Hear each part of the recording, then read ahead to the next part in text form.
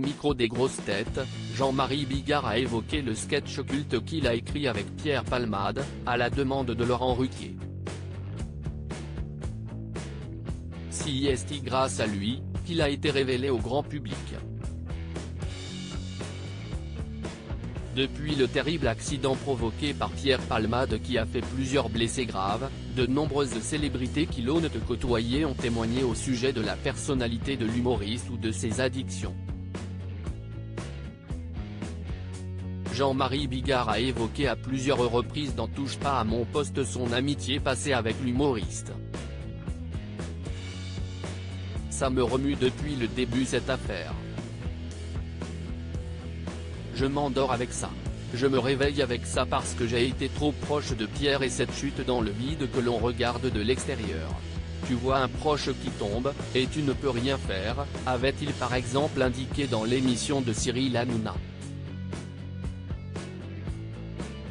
C'est cette fois dans les grosses têtes de Laurent Ruquier, que le compagnon de Lola Marois a parlé avec un peu plus de légèreté, cette fois, de sa relation avec l'humoriste. Jean-Marie Bigard raconte la belle histoire du sketch écrit à quatre mains avec Pierre Palmade. L'animateur lui a demandé si Pierre Palmade lui avait déjà écrit des sketchs. Jean-Marie Bigard lui a confirmé qu'il lui avait même écrit l'un de ses plus célèbres numéros, La Chauve-souris.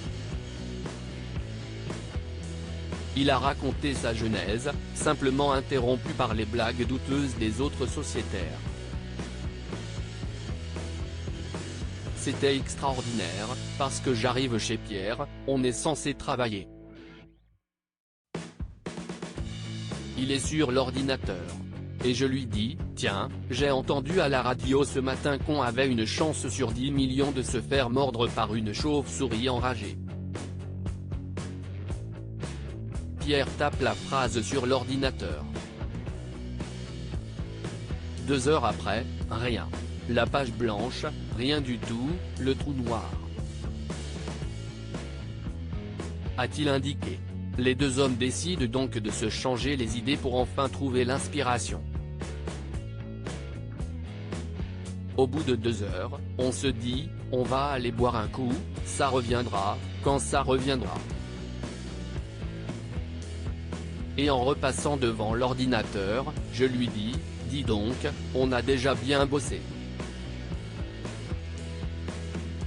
Je relis la phrase et j'ajoute, je voudrais bien savoir comment le gars a fait pour déterminer qu'on avait tous en moyenne une chance sur 10 millions de se faire mordre. On se rassied et 2 heures après, on écrit le mot fin sur ce sketch qui m'a rendu célèbre, a-t-il poursuivi. Avant de conclure, c'est une belle histoire, non ?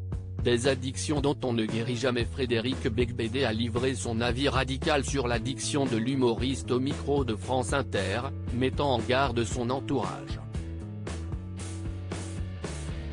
On ne guérit jamais, a-t-il indiqué à propos de la cocaïne. En tout cas, bien sûr qu'il ne faut jamais croire un ancien toxicomane qui dit qu'il est guéri, parce qu'on n'est jamais guéri, a-t-il martelé. À lire aussi On n'en guérit jamais, Frédéric Beigbeder évoque ses addictions et révèle qu'il pourrait être à la place de Pierre Palmade aujourd'hui.